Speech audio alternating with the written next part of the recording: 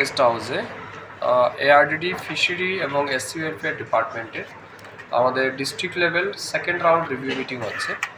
এই রিভিউ মিটিংয়ের মূল উদ্দেশ্য হচ্ছে 2025 এবং 26 অর্থ বছরে এই 3 দপ্তরের জন্য যে ফান্ড বরাদ্দ করা হয়েছিল তার কতটা ইউটিলাইজ হয়েছে, ইমপ্লিমেন্টেশন কোন লেভেলে আছে, এছাড়া আমাদের এই 3 দপ্তরের